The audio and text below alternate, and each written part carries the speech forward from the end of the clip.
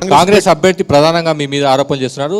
DKR రాజకీయాల్లో ఉన్నది liquor దందా చేయడానికి, డబ్బులు సంపాదించడానికి రాజకీయాలు ఉన్నారన్న ప్రధానమైన ఆరోపణ చేస్తున్నారు. మీరేమో నేను కేవలం రైతు బిడ్డ, రైతు కుటుంబం నుంచి వచ్చానంటున్నారు.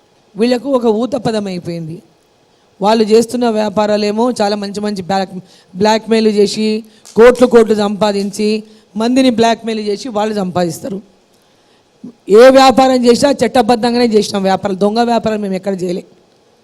దొంగ వ్యాపారాలు ఎప్పుడు ఎక్కడ చేయలేదు. చట్టబద్ధంగా చట్టంలో ఉన్నటువంటి యొక్క ప్రకారమే వ్యాపారాలు చేసి ఉంటుంది. మా కుటుంబం చేసి ఉంటే కూడా చట్టానికి వ్యతిరేకంగా ఎలాంటి వ్యాపారాలు చేయలే. వీళ్ళు జీర్ణించుకోలేక ఏదో రకంగా డీకండు అనలేం కాబట్టి ఏదో కుటుంబం పేరు మీద దొబ్బేద్దామనేటటువంటి మాటలు మాట్లాడుతుంటారు. మేడం, దేశవ్యాప్తంగా మోడీ ప్రభావం ఉంది అనేసి మీరు ఇందాకట మాట్లాడుతూ చెప్పారు. అయితే సౌత్కి వచ్చేసరికి కొంత ప్రభావం, బీజేపీ ప్రభావము, మోడీ ప్రభావం కావచ్చు తక్కువగా ఉంటుంది. ఏ ధైర్యంతో తెలంగాణలో 10 నుంచి 12 సీట్లు గెలుస్తామన్న ధీమా వ్యక్తం చేస్తున్నారు? ఈరోజు మన ప్రజలంతా కూడా ఈ దేశం ఎవరి చేతిలో ఉంటే భద్రంగా ఉంటుంది, ఈ దేశానికి ప్రధానమంత్రిగా ఎవరు ఉంటే బాగుంటుంది అనేటటువంటి విషయానికి వచ్చి ఈరోజు ప్రతి ఒక్కరికి కూడా ఈరోజు ఎవరు అమాయకులు ఎవరు లేరు. ఇక్కడ దేశంలో ఎవరు ఉండాలనో వారు కోరుకుంటున్నారు, రాష్ట్రంలో ఎవరు ఉండాలనో మనం ఓటేసిండ్రు. దేశంలో మోదీ గారు కావాలని అనుకున్నారు.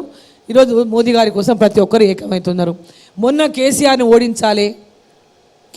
ఓడించాలి కాబట్టి ఇక్కడ మీడియా ద్వారా కావచ్చు, రకరకాల ద్వారా కావచ్చు, సోషల్ మీడియా కావచ్చు, అనేక మాధ్యమాల ద్వారా ఈడ బీఆర్ఎస్ బీజేపీ ఒకటి ప్రచారం చేయడం వల్ల, పెద్ద ఎత్తున 6 గ్యారెంటీలు అనేటటువంటి మాట చెప్పడం వల్ల కేసీఆర్ని ఓడించాలంటే కాంగ్రెస్ ఓటేయాలని ఓటేసినారు.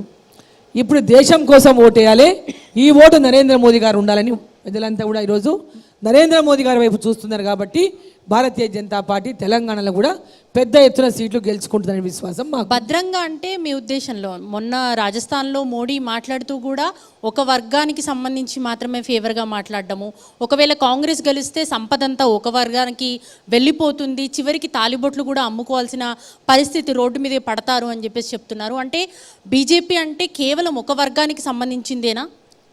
సబ్కా సాత్, సబ్కా వికాస్, సబ్కా విశ్వాస్, సబ్కా ప్రయాస్ నినాదంతో నరేంద్ర మోదీ. కానీ ఆచరణ అది కనిపించట్లేదు కదా, తెలియట్లేదు కదా. ఎవరైనా ఏదైనా మాట్లాడినప్పుడు దానికి సమాధానం చెప్పాల్సి వచ్చినప్పుడు చెప్పుంటారు.